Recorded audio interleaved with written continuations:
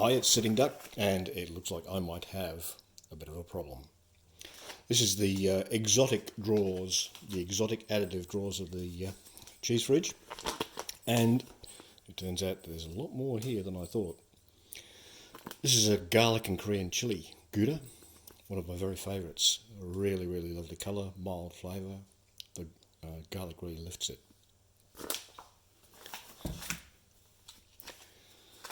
Tasmanian native pepper Gouda from 2016. You can see the crystals growing, the purple from the native pepper. This one would be very nice, one for a special occasion. This is a Gouda with basil and garlic from 2016. I haven't tasted one of these for a long time. The colour is really nice, really interesting. Don't know how the flavour will have gone. Maybe, I think there's another one here somewhere. Maybe I should leave one of these out. And yep, there's one. I'll leave one of these out and give it a try.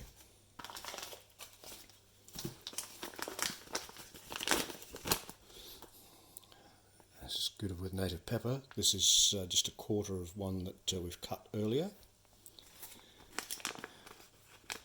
Thrown a bit away in the bag. I'll leave one of those out for later too. This one's quite interesting. This is another chili and garlic one from 2017. This one's come up with a really firm texture. Very, very nice cheese, this one, and I'll keep it because it looks really interesting visually with the dried chili in it. And this one I'll share later. And there's another one. This is a farmhouse cheddar. Okay. So this is an unripened blue. One of the ones where you've got the blue infusion in it. This one's from 2015, so this one should be quite good. You can see the calcium lactate crystals growing here. Very, very impressive crystal growth on the outside. You can see a bit of crystal growth on the inside as well. Another chili garlic Gouda. Another one. This could be a little shorter than I thought. This is, I think, one of the last quarters of farmhouse cheddar cheese, which is in two parts. This one's got, one part's got dried, sun-dried tomatoes in it. The other has pickled onion. Early on in their life, there was a very clearly defined line between the sun-dried tomato and the pickled onion, but over time they've caramelized a little, and so we've lost the definition. They're probably overdue for use. Another basil and garlic. It's even thrown a bit of green way. And another pickled onion cheddar. This one is a manchego, or actually it's a manchego recipe. It's technically Hispanico because it's made with cow's milk. This one's made with vegetarian rennet and black pepper. Dusting, and it's just a really hot manchego. Looks quite interesting with the black pepper through it. There's several of these in here. Yep, there's another one.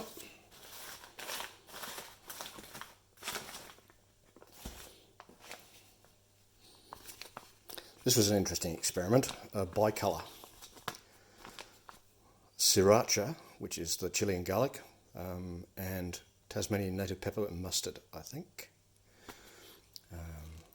Very, very hot cheese, this one. Very hot chili pepper, hot on the top, and a cool mustard native pepper heat on the bottom. One for the hot cheese guy or girl. And there's another one of those too. Oh, and another basil and garlic.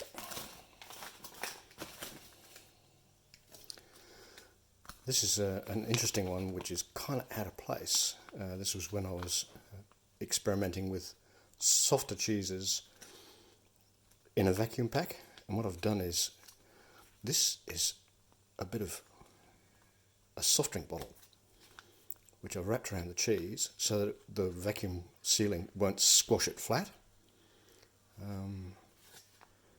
It worked to a degree. The edges of the plastic tended to puncture the cheese, but it was interesting.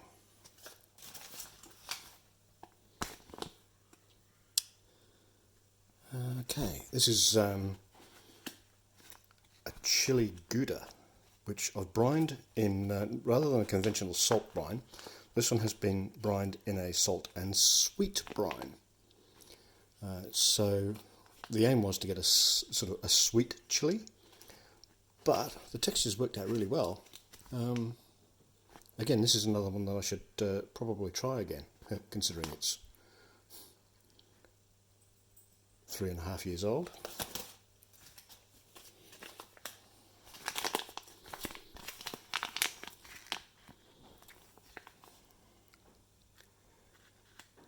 And because the writing has come off this one, I have no idea what it is. Well, looks like there's a little eye activity in there. Nope, sorry, got nothing.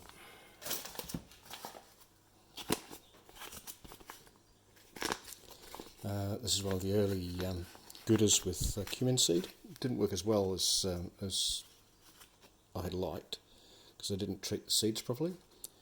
Now I boil them for some time before I add them, so they're not as hard and they don't crunch up as much. And also the liquid that I boil off goes into the milk.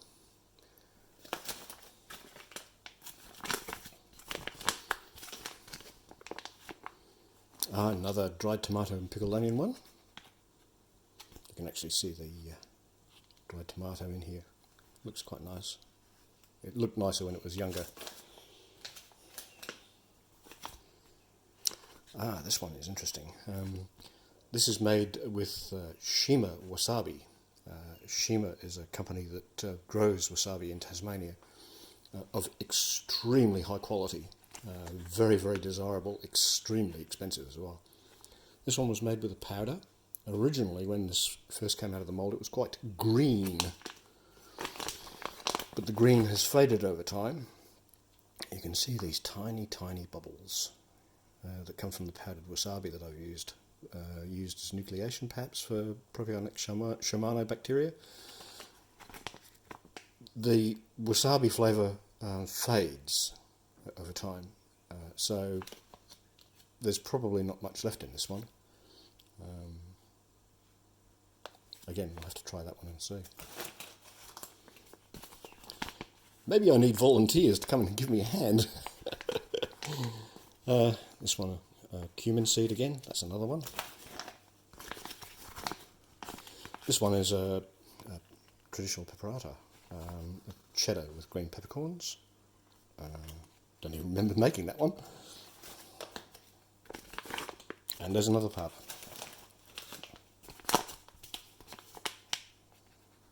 There's another one with the sweet and salt brine.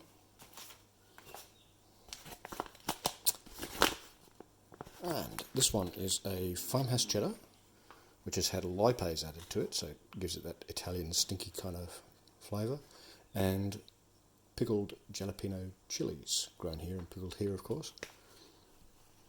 I didn't chop the chilies up enough, so they stayed a bit big, and so the texture of the cheese isn't all that brilliant, but the taste was fabulous.